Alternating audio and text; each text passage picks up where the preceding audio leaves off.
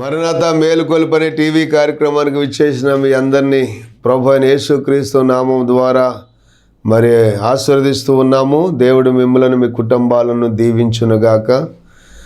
ఈ కార్యక్రమంలో దేవుని యొక్క వాక్యం ద్వారా మిమ్మల్ని దర్శించడానికి మీ గృహాలలో ఈ వాక్యము మీరు శ్రద్ధ కలిగి వింటూ మరి మీరు ఆశీర్వదించబడుతున్నారని మేము ఎంతో సంతోషిస్తూ ఉన్నాము.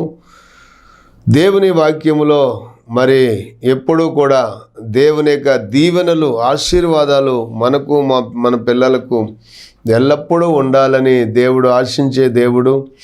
అలాగే తన ప్రజలు ఎప్పుడూ కూడా ఆశీర్వాదకరంగా ఉండాలనే దేవుడు ఎప్పుడూ కోరుకుంటూ ఉన్నాడు. అందుకనే దేవుని యొక్క వాక్యంలో ఆ భాగ్యవంతునితో నీకును నీ ఇంటికిని నీకు కలిగిన అంతటికిని క్షేమమౌనుగాకని చెప్పి ఈ వర్తమానము తెలియచెప్పమన్నాడు. మొదటి సమూయేలు గ్రంథము 25వ అధ్యాయము 6వ వచనంలో ఆ భాగ్యవంతునితో మీకును మీ ఇంటికిని మీకు కలిగిన అంతటికిని క్షేమమౌనుగాక అని పలికి ఈ వర్తమానము తెలియచెప్పమన్నారు. అలాగే ఇర్మియా గ్రంథము 31వ అధ్యాయము 3వ వచనం మనం చదివినప్పుడు చాలా కాలం క్రిందట యెహోవా నాకు ప్రత్యక్షమై ఇట్లనెను, శాశ్వతమైన ప్రేమతో నేను నిన్ను ప్రేమించుచున్నాను గనుక విడువక నీ ఎడల కృప చూపుచున్నాను. ఇశ్రాయేలు కన్యక, నీవు కట్టబడినట్లు నేనిక మీదట నిన్ను కట్టింతును. నీవు మరల తంబురలను వాయింతువు, సంబరపడు వారి నాట్యములలో కలిసెదవు అని మరి దేవుడు ఇశ్రాయేలు ప్రజలను గూర్చి ఉద్దేశించి ఆయన మాట్లాడుతూ ఉన్నాడు. మరి దేవుడు తన ప్రజలైనటువంటి వారిని ప్రేమిస్తూ ఉన్నాడు అనటానికి శాశ్వతమైనటువంటి ప్రేమతో నేను నిన్ను ప్రేమించుచున్నాను గనుక విడువక నీ ఎడల కృప చూపుతూ ఉన్నాను అని దేవుడు చెప్తూ ఉన్నారు. దేవుని ప్రేమ శాశ్వతమైనటువంటి ప్రేమ. ఆయన ప్రేమ క్షణికమైనది కాదు. లోకములో ప్రేమించేవారు లోక సంబంధమైన ప్రేమలు క్షణికమైనటువంటి ప్రేమలు. వారు మరి కొన్నిసార్లు శరీరాన్ని ఆశించి ప్రేమిస్తారు, లేక ధనాన్ని ఆశించి ప్రేమిస్తారు, లేకపోతే రకరకాలైనటువంటి వాటిని ఆశించి ప్రేమిస్తారు. కానీ దేవుడు మరి మనల్ని కోరుకుని మనల్ని శాశ్వతమైనటువంటి ప్రేమతో ఆయన ప్రేమిస్తున్నాడు గనుక మన దగ్గర డబ్బు ఉన్నా ప్రేమిస్తారు, డబ్బు లేకపోయినా ప్రేమిస్తారు, అందసందాలు ఉన్నా ప్రేమిస్తారు, లేకపోయినా ప్రేమిస్తారు. ఏమీ లేకపోయినా పేదరికంలో ఉన్నప్పటికీ కూడా మరి మన దేవుడు ప్రేమించి పెంట కుప్పల నుండి దీనులను పైకి లేవనెత్తడానికే దేవదేవుడు ధనవంతుడై ఉండి కూడా ఆయన దరిద్రుడిగా ఈ లోకానికి మరి మానవుడిగా వచ్చి ఆయన జన్మించడానికి కూడా మరి స్థలము లేకపోతే ఆయన జన్మించిన తదనంతరము పశువుల పాకలో పశువుల తొట్టెలో ఆయనను పరుండబెట్టినటువంటి సందర్భాలు కూడా మనం చూస్తూ ఉన్నాం.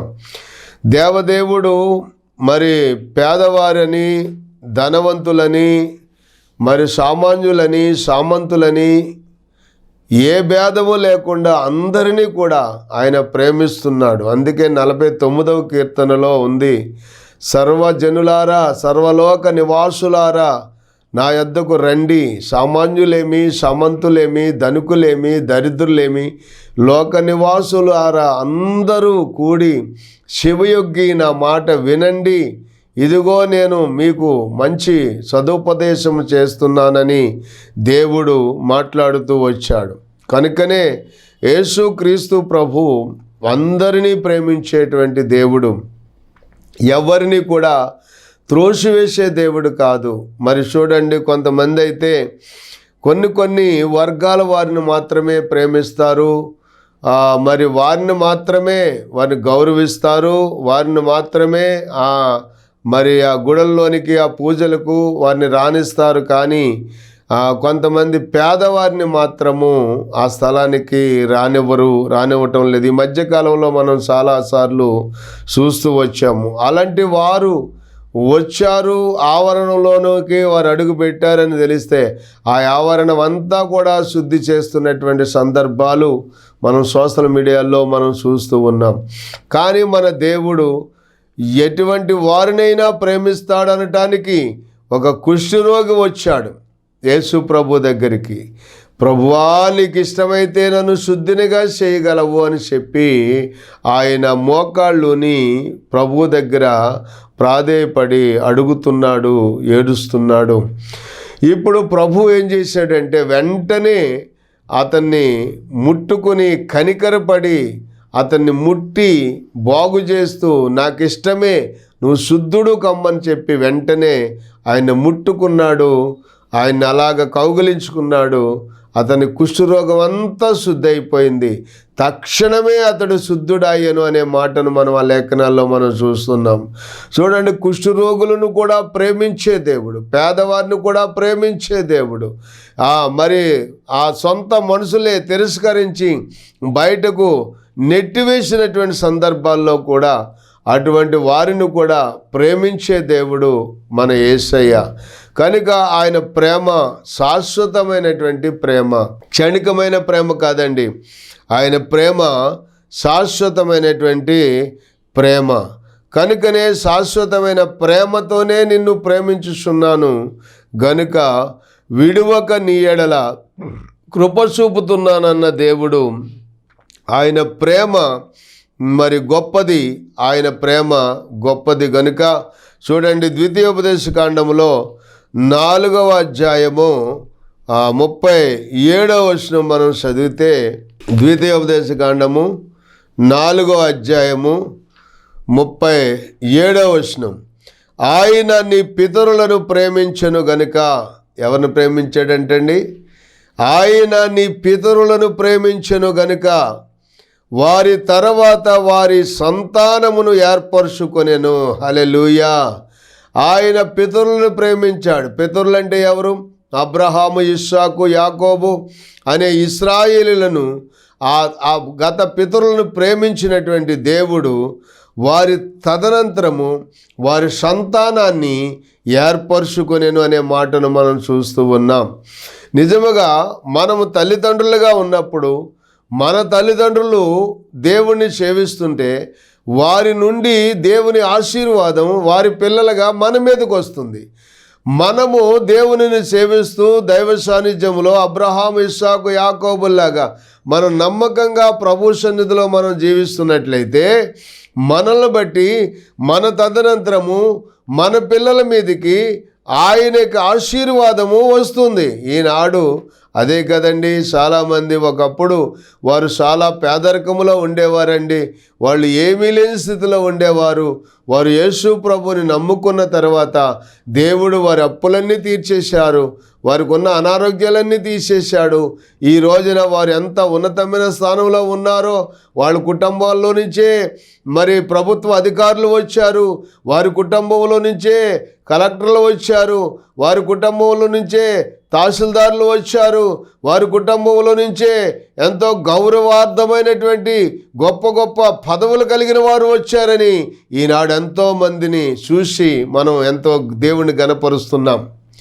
కారణం ఏంటో తెలిసా? ఒకప్పుడు ఏమీ లేని పేదరికములో ఉన్నప్పటికి కూడా యేసుక్రీస్తు ప్రభు సన్నిధిలో నమ్మకంగా ఉన్నటువంటి బిడ్డలను దేవుడు ప్రేమించి వారిని బట్టి, వారు చేసిన సేవను బట్టి, వారు కార్చిన కన్నీరుని బట్టి అదంతా చూసిన దేవుడు వారి తదనంతరము వారి పిల్లలను దేవుడు ఏర్పరచుకుని ఆ పిల్లలను ఆశీర్వదించి ఉన్నతమైన స్థానంలోనికి హెచ్చిస్తూ వచ్చాడు.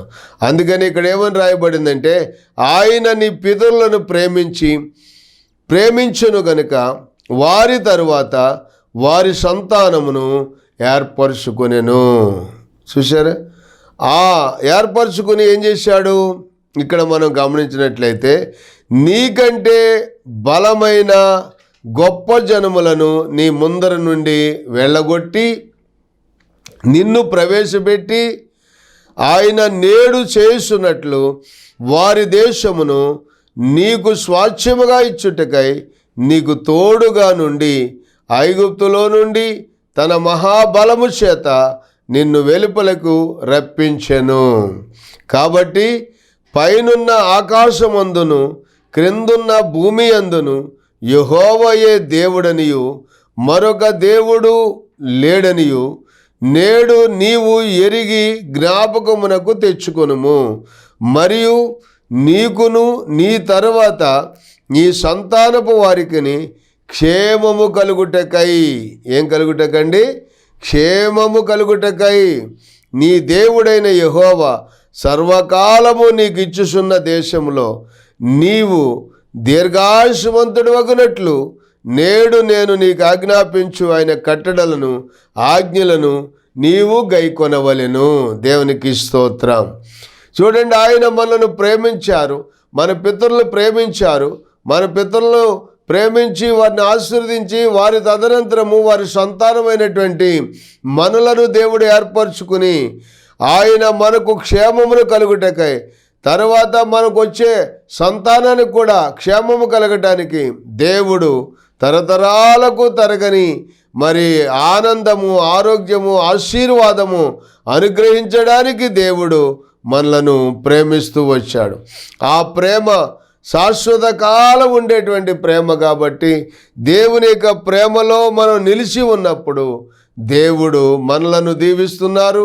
మన తర్వాత వచ్చేటువంటి మన సంతానాన్ని కూడా ఆయన ఆశీర్వదిస్తూ ఉన్నటువంటి దేవుడుగా మనం చూస్తూ ఉన్నాం. కాబట్టి ఆయన ప్రేమలో మార్పు లేదు, ఆయన కార్యాలలో మార్పు లేదు.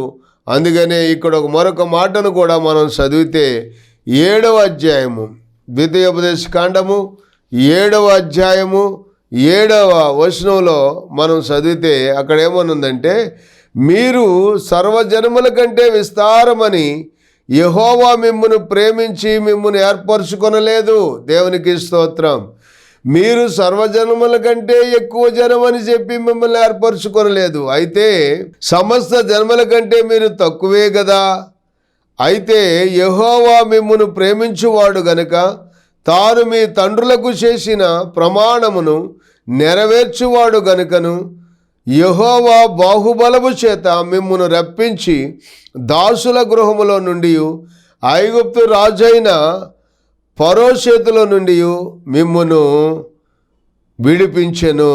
కాబట్టి నీ దేవుడైన యెహోవా తానే దేవుడనియు తన్ను ప్రేమించి తన ఆజ్ఞలు అనుసరించి నడుచుకుని వారికి తన నిబంధనను స్థిరపరచువాడును 1000 తరముల వరకు కృపచూపువాడును నమ్మదగిన దేవుడుననియు తన్ను ద్వేషించు వారిలో ప్రతి వానిని బహిరంగముగా నశింపజేయుటకును వానికి దండన విధించువాడనియు నీవు తెలుసుకొనవలెను అన్నాడు. దేవునికి స్తోత్రం.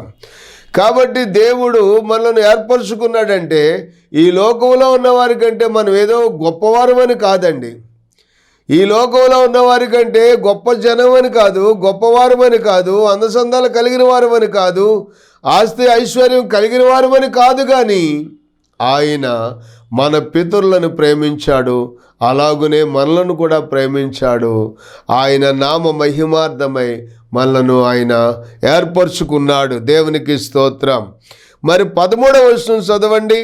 13వ వచనం మనం చూస్తే మరి ద్వితీయోపదేశకాండము 7వ అధ్యాయము 13వ వచనంలో ఆయన నిన్ను ప్రేమించి ఆశీర్వదించి అభివృద్ధి చేసి నీకిచ్చేదనని నీ పితరులతో ప్రమాణం చేసిన దేశంలో నీ గర్భఫలమును నీ భూఫలమునైన నీ సస్యమును నీ ద్రాక్షారసమును నీ నూనెను నీ పశువుల మందలను నీ గొర్రెలను మందలను మేకల మందలను ఆయన దీవించును. రెండవది, సమస్త జన్మల కంటే ఎక్కువగా నీవు ఆశీర్వదింపబడదువు.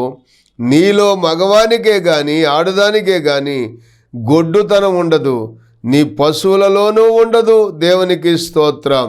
చూసారా, ఇంత ఆశీర్వాదము దేవుడు మరి నూతన సంవత్సరంలో, మరి ఈ సంవత్సరము దేవుడు ప్రారంభంలోనే దేవుడు నిన్ను నీ కుటుంబాన్ని ఆయన ప్రేమించి దీవించి ఆశీర్వదించాలని ఆయన కోరుకుంటూ ఉన్నాడు. గమనించారా? అందుకనే సామెతల గ్రంథములో మనం 8వ అధ్యాయము 21వ వచనం మనం చదివితే, నన్ను ప్రేమించు వారిని ఆస్తికర్తలుగా చేయుదును, వారి నిధులను నింపుదును అని దేవుడు మాట్లాడుతూ ఉన్నాడు. చూసారా? 17వ వచనంలో మనం చూస్తే, నన్ను ప్రేమించు వారిని నేను ప్రేమించుచున్నాను, నన్ను జాగ్రత్తగా వెదుకువారు నన్ను కనుగొందురు, ఐశ్వర్య ఘనతలను స్థిరమైన కలిమియు నీతియు నా యొద్ద ఉన్నవి, మేలిమి బంగారము కంటెను అపరంజి కంటెను నా వలన కలుగు ఫలము మంచిది, ప్రశస్తమైన వెండి కంటే నా వలన కలుగు వచ్చుబడి దొడ్డది, నన్ను ప్రేమించు వారిని ఆస్తికర్తలుగా చేయుదును, వారి నిధులను నింపుదును అని దేవుడు మరి ఇక్కడ మాట్లాడుతూ ఉన్నారు. మనం దేవునిని ప్రేమిస్తే, దేవునిని ప్రేమించు వారికి అనగా ఆయన సంకల్పం చొప్పున పిలువబడిన వారికి మేలు కలుగుటకై సమస్తమును సమకూడి జరుగుతున్నవని ఎరుగుదు అని దేవుని యొక్క వాక్యం ద్వారా మనం తెలుసుకుంటున్నాం. కనుక దేవుని యొక్క సన్నిధానంలో దేవుడు నిన్ను ప్రేమించి, శాశ్వతమైన ప్రేమతో ప్రేమించి, విడువక నీ ఎడల నా ఎడల ఆయన కృప చూపుతూ ఉన్నారు. కనుకనే ఇంకా మనము ఈ నూతన సంవత్సరంలో సజీవులుగా మనం ఉన్నాము అనటానికి మరి ఏ విధమైన అనుమానము లేదు అని చెప్పడానికి నేను ఏమాత్రము కూడా సందేహపడటం లేదు. ఎందుకంటే దేవుడు మనల్ని ప్రేమించాడు కనుకనే మనం ఇంకా ఈ భూమి మీద సజీవులుగా ఉన్నాము, ఆయన ఆరోగ్యాలతో ఉన్నాము. ఆయన విడువక మన ఎడల ఆయన కృప చూపుతూ మన పట్ల, మన బిడ్డల పట్ల, మన కుటుంబాల పట్ల ఆయన ఎంతో విస్తారమైనటువంటి తన కృపను చూపుతూ ఉన్నారు. కనుకనే మనం ఇంకా సజీవులుగా ఉన్నాము. కనుకనే దేవుని ప్రేమ గొప్పది. ఆయన ప్రేమ ఎంత గొప్పది అంటే, నిజముగా ఆయన ప్రేమించు ఆ ప్రేమలో ఏమాత్రము కూడా మరి ఆ ద్వేషం లేదు, కల్మషం లేదు. కనుకనే దేవుని ప్రేమ ఎంతో గొప్పది. కనుకనే మరి హెబెషీయులకు రాసిన పత్రిక మరి 1వ అధ్యాయంలో 3వ వచనం మనం చదివినప్పుడు, హెబెషీ పత్రిక 1వ అధ్యాయము 3వ వచనం, మన ప్రభు అయిన యేసు క్రీస్తు యొక్క తండ్రి యగు దేవుడు స్తుతింపబడునుగాక, ఆయన క్రీస్తునందు పరలోక విషయములలో ఆత్మ సంబంధమైన ప్రతి ఆశీర్వాదమును ఆయన మనకు అనుగ్రహించెను. హల్లెలూయా. చూశారా? మన ప్రభు అయిన యేసు క్రీస్తు యొక్క తండ్రి యగు దేవుడు స్తుతింపబడునుగాక, ఆయన క్రీస్తునందు పరలోక విషయములలో ఆత్మ సంబంధమైన ప్రతి ఆశీర్వాదమును మనకు అనుగ్రహించెను. ప్రతి ఆశీర్వాదమును దేవుడు మనకి అనుగ్రహించారు. కనుక ప్రతి ఆశీర్వాదము యేసుక్రీస్తు ద్వారా దేవుడు మనకు అనుగ్రహిస్తున్నారు. ఏ ఆశీర్వాదము కావాలన్నా అది దేవుని యొక్క కృప ద్వారా మరి మనం పొందుకోవటానికి మనం సిద్ధంగా ఉన్నాము. ప్రభు యొక్క సన్నిధానంలో మరి ఆ యొక్క ఆశీర్వాదము, ప్రతి ఆశీర్వాదము దేవుడు మనకి అనుగ్రహిస్తారు. ఎందుకంటే ఆ దేవుని యొక్క ప్రేమ మన పట్ల విస్తారంగా ఆయన కనపరుస్తూ ఉన్నారు. కనుక ఆ దేవుని ప్రేమను బట్టే మనం ప్రతి ఆశీర్వాదం పొందుతున్నాం. ఎట్లనగా తన ప్రియుని యందు తాను ఉచితంగా మనకు అనుగ్రహించిన తన కృపా మహిమకు కీర్తి కలిగినట్లు తన చిత్త ప్రకారమైన దయా సంకల్పం చొప్పున మరి యేసు క్రీస్తు ద్వారా తనకు కుమారులుగా స్వీకరించుటకై మనలను ముందుగా తన కోసము నిర్ణయించుకొని మనము తన ఎదుట పరిశుద్ధులమును నిర్దోషులమునై ఉండవలెనని జగత్తు పునాది వేయబడక మునిపే ప్రేమ చేత ఆయన క్రీస్తులో మనలను ఏర్పరచుకునెను. చూసారా? ప్రేమ చేత ఆయన క్రీస్తులో మనలను ఏర్పరచుకున్నారు.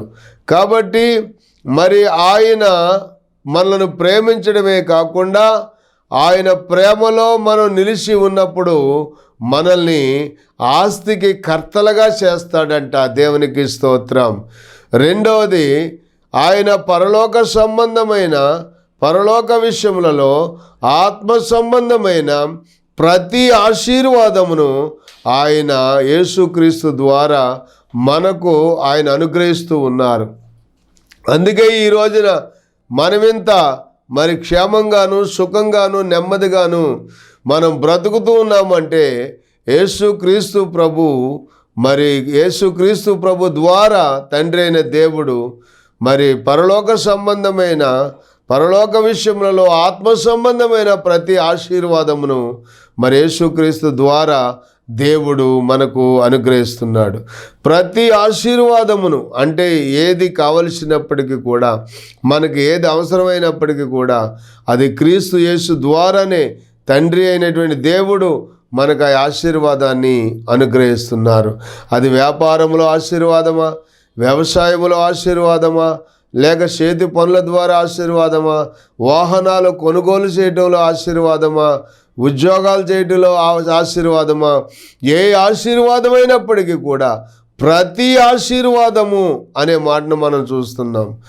ప్రతి ఆశీర్వాదము దేవుడు ఆయన కుమారుడైన యేసుక్రీస్తు ద్వారా మనకు సమస్తాన్ని కూడా ఆయన అనుగ్రహిస్తూ ఉన్నారు. అందుకని ఈ రోజున దేవుని ప్రేమ ఎంత గొప్పదో, ఆయన ప్రేమ ఎంత గొప్పదంటే, ఇదిగో శాశ్వతమైన ప్రేమతో నేను నిన్ను ప్రేమించుచున్నాను గనుక విడువక నీ ఎడల నేను కృప చూపుతూ ఉన్నాను అన్నాడు దేవుడు. అందుకని దేవుని యొక్క ప్రేమలో మనం నిలిచి ఉంటే యోహాను సువార్త 15వ అధ్యాయము 8వ వచనం మనం చదివితే, మీరు బహుగా ఫలించుట వలన నా తండ్రి మహిమపరచబడును, ఇందువలన మీరు నా శిష్యులగుదురు. తండ్రి నన్ను ఎలాగూ ప్రేమించెనో నేనును మిమ్మును అలాగూ ప్రేమించి తిని, నా ప్రేమ యందు నిలిచి ఉండుడి. దేవునికి స్తోత్రం. దేవుడు యేసు ప్రభు అంటున్నాడు, నా ప్రేమ యందు మీరు నిలిచి ఉండండి. ప్రేమ యందు మీరు నిలిచి ఉండండి.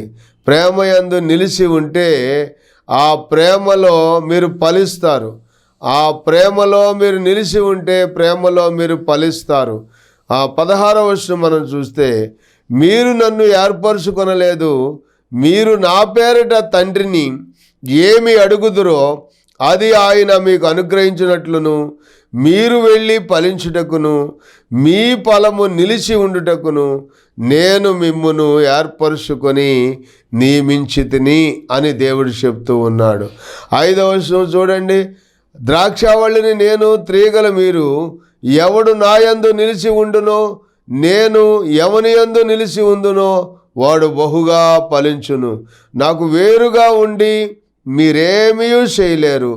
ఎవడైనను నా యందు నిలిచి ఉండని ఎడల వాడు తీగవలే బయట పారవేయబడి ఎండిపోవును. మనుషులు అట్టి వాటిని పోగు చేసి అగ్నిలో పారవేతురు, అవి కాలిపోవును. నా యందు మీరును మీ యందు నా మాటలు నిలిచి ఉండిన ఎడల మీకేది ఇష్టమో అడుగుడి, అది మీకు అనుగ్రహింపబడును. కాబట్టి మీరు బహుగా ఫలించుట వలన నా తండ్రి మహిమపరచబడుతున్నాడు.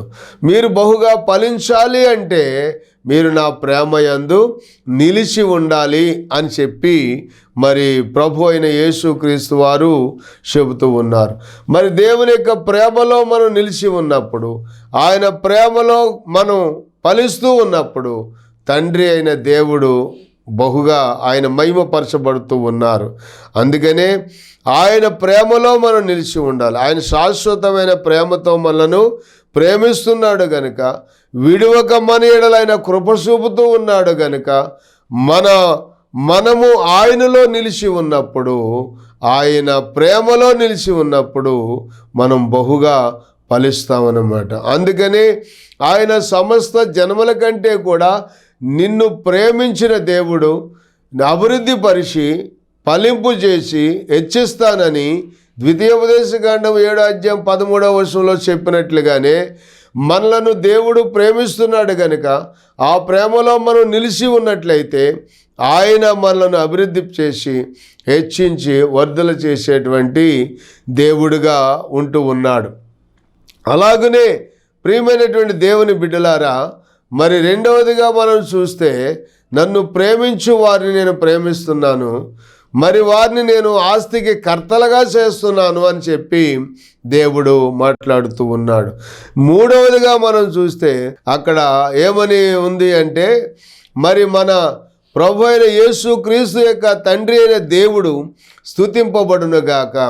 ఆయన పరలోక సంబంధమైన విషయములలో ఆత్మ సంబంధమైన ప్రతి ఆశీర్వాదమును యేసుక్రీస్తు ద్వారా దేవుడు మనకు ఆయన అనుగ్రహించెను అని చెప్పి రాయబడి. ఎందుకు? కారణం ఏంటంటే ఆయన మనల్ని ప్రేమించాడు గనుక, ఆయన ప్రేమలో మనం నిలిచి ఉంటున్నాం గనుక, ఆ నిలిచి ఉన్నటువంటి ఆ విధానాన్ని బట్టే దేవుడు మనను ఆశీర్వదిస్తూ ఉన్నాడు. కనుకనే ఆ ఆశీర్వాదము కలిగిన మనము నిత్యము దేవుని సన్నిధిలో నిలిచి దేవుని ప్రేమలో నిలిచి ఉన్నట్లయితే ఆయన మనను బహుగా ఫలింపజేసి విస్తరింపజేసి వర్ధిల్ల చేసి ఈ భూమి మీద మరి సకల ఆశీర్వాదాలతో దేవుడు నింపడమే కాకుండా పరలోక రాజ్యపు వారసత్వాన్ని కూడా దేవుడు మనకు అనుగ్రహించి ఆయన ఆశీర్వదించే దేవుడై ఉన్నాడు.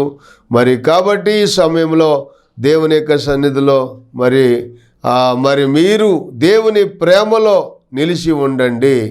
నా యందు మీరు, మీ యందు నా మాటలు నిలిచి ఉన్నట్లయితే మీకేది ఇష్టమో అది మీరు అడగండి, వాటిని మీరు పొందుకుంటారు అని ప్రభు చెప్తూ వచ్చారు. కాబట్టి మనము ఈ లోక సంబంధమైన దేని విషయంలోనూ కూడా మనము తొట్టుపాటు పడిపోయి మరి లోకంలో కొట్టుకుపోయే వారంగా కాకుండా మరి యేసు ప్రభువులో మనం నిలిచి ఉందాము. దేవుని ప్రేమను గూర్చి మరి అనేకులకు సాటి చెప్దాము. దేవుని ప్రేమను మన హృదయంలో మరి తలపోసుకుంటూ ఎల్లప్పుడూ మరి దేవుని ప్రేమను గూర్చి ఇతరులకు మనం చెబుతూ బోధిస్తూ నేర్పిస్తూ ఆ ప్రేమను గురించి మనం ప్రకటిస్తూ పంచుతూ ఉన్నట్లయితే దేవుడు మనలను ఇంకా ఎక్కువగా ఫలభరితంగా మరి ఆయన దీవించి మన సంతానాన్ని కూడా ఆశీర్వదించి మన తర్వాత వచ్చేటువంటి పిల్లలను కూడా ఆయన ప్రేమించి దీవించి ఆశీర్వదించి అభివృద్ధిపరిచే దేవుడు. మరి అట్టి కృపలతో దేవుడు మిమ్మలను మీ కుటుంబాలను దీవించునుగాక. ఆమేన్. ప్రార్థన చేసుకుందాం. తండ్రి, మీకు వందనాలు, స్తోత్రాలు. ఈరోజు నాయనా ఇదిగో ప్రభువా, ఈ వాక్యం ద్వారా శాశ్వతమైన ప్రేమతో నేను మిమ్మల్ని ప్రేమించుచున్నానని, విడువక మీ ఎడల కృప చూపుతూ ఉన్నానని చెప్పారు ప్రభువా. అయ్యా, ఆ ప్రేమతోనే నేను మిమ్మల్ని ప్రేమిస్తున్నానని చెప్పారు. అలాగనే మా తర్వాత మా పిల్లల తర్వాత పిల్లలు మరి అందరినీ కూడా మీరు ప్రేమించి ఆస్తికి కర్తలుగా చేస్తా అన్నారు ప్రభువా.